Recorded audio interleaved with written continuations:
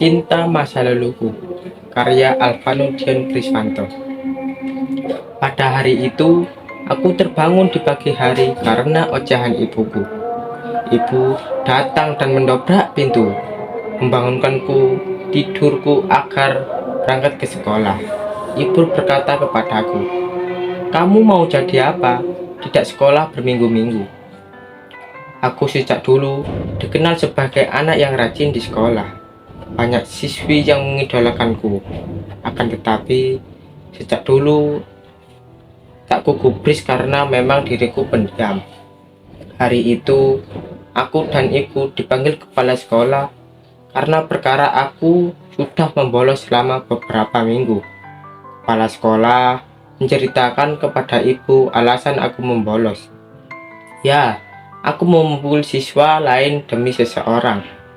Ibu marah besar kepadaku karena tidak memberitahukannya kejadian itu. Sampainya di rumah, aku mengurung diri selama 2 hari tanpa makan, minum untuk menebus kesalahanku. Sanksi sosial yang kuterima di sekolah adalah semua teman sekelas menjauhiku karena mendadak menimpaku bertubi-tubi. Minggu depan ujian kelulusan tiba. Aku panik karena kebanyakan bolos. Selama bolos, aku tidak pernah belajar. Aku meminta ampun dengan Tuhan, memohon kepadanya agar diberi kepintaran saat ini. Syukurnya semua itu bisa terlewati. Aku dinyatakan lulus dari ujian itu. Masa sekolah menengah atas sudah berlalu. Kini aku bekerja sebagai kepala keuangan di kantor. Doa ibu selama ini membuahkan hasil yang bagus untukku. Gaji yang kuterima semua untuk membiayai kebutuhan kami di rumah. Pada saat istirahat, tak sengaja aku bertemu dengan seseorang. Aku hanya mengenali wajahnya, tidak dengan namanya. Aku bertanya-tanya dalam hatiku, siapa dia? Dia berbalik badan menghadapku. Ketika kenangan masa laluku memutar di ingatanku. Saat hendak berangkat ke sekolah, ada tetangga baru pindah di sebelah rumahku. Aku pun menyapa bapak dan ibu tetangga baruku. Ketika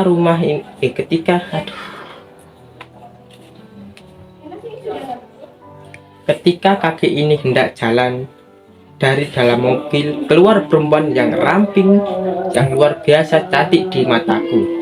Aku terdiam beberapa detik, menikmati senyum manisnya yang sedang berbicara dengan ayahnya. Aku berlalu dengan setengah sadar, tak terasa sudah sampai di depan kelas. Kulandas diriku duduk di kursi sambil tetap melamun. Guru masuk sepertinya tidak sendirian. Aku tak mengenali perempuan itu. Dia membelakangiku. "Selamat pagi anak-anak," ucap guru. "Pagi bu," sorak kami membalas. "Hari itu datang murid baru. Kalian memperlakukan dia dengan baik ya. Ayo nak, memperkenalkan dirimu," ucap guru. "Halo guys, aku Dinda. Salam kenal ya," ucapnya tersenyum. Senyuman itu makin terdiam. Hari ini bukti aku pertama kalinya mencintai seseorang dengan pandangan pertama. Di saat jam istirahat, perempuan yang kucintai sedang digoda siswa laki-laki. Aku kesal hingga memukul mereka. Pukulan terhenti karena dia memegang tanganku. Aku malu lalu pergi. Setelah kejadian itu, dia sepertinya ingin mendekatiku. Kami menjadi dekat.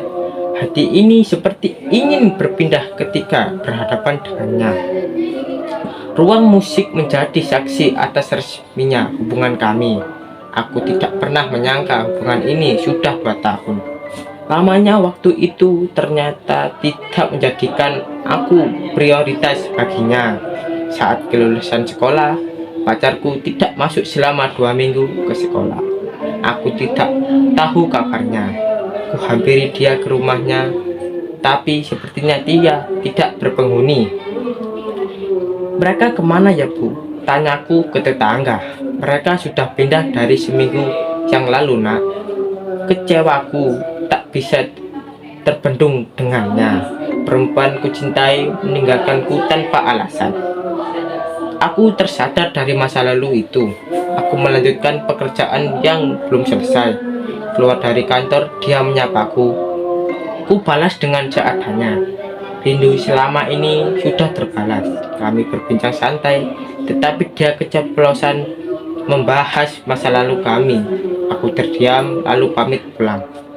Keesokan harinya, aku berusaha tidak bertemu dengannya, tapi dia muncul di hadapanku dan langsung menjelaskan alasan pergi tanpa alasan. Aku meminta maaf. Dulu itu keluargaku kena musibah. Ayah ditangkap polisi karena kasus penggelapan dana kantor. Ayah ditahan 2 tahun. Aku dan ibu pindah ke kampung. Maaf, aku tidak cerita ke kamu, ucapnya menangis. Alasan itu membuatku terdiam. Tidak menyangka masalah berat menimpa perempuan yang kucintai. Beberapa hari setelah percakapan itu, aku dadak ke rumahnya untuk pertama kalinya berjumpa dengan orang tuanya setelah beberapa tahun. "Kamu kan tetangga sebelah rumah kita dulu," kata ayah. "Iya pak," aku menjawab sambil ketawa. Di saat mengobrol dengan mereka, teleponku berbunyi. Ternyata ada urusan mendadak dari kantor. Aku pamit. Saat hendak ingin menyeberang jalan, mobil dengan kecepatan tinggi menabrak tubuhku. Aku terpental beberapa meter. Sementara di rumah, Dinda menemukan telepon yang kutinggalkan dan hendak mengembalikannya ke kantor. Saat di perjalanan, dia melihat kecelakaan. Ia pun melihatnya. Alangkah terkejutnya melihat laki-lakinya terbujur dengan darah. Aku pun dibawa ke rumah sakit terdekat dan orang tuaku dipanggil. Aku masuk ke ruangan operasi untuk mengambil serpihan kaca di kepalaku. Setelah operasi, dokter keluar ruangan. Anak ibu masih kritis, kondisinya parah. Benturan di kepalanya membuat dia akan hilang ingatan, sedikit memberinya saat sadar. Ibu dan perempuan itu pun terkejut melihat keadaanku. 6 bulan sulit kulalui. Nyatanya ingatanku hilang. Aku tak mengenali siapapun. Cobaan hubungan ini tak ada hentinya. Sepertinya dia memang bukan untukku. Aku pasrah dengan keadaan ini. Entah sampai kapanpun hentinya. Aku akan mencoba tidak berharap lagi akan dirimu untuk ada di penglihatanku.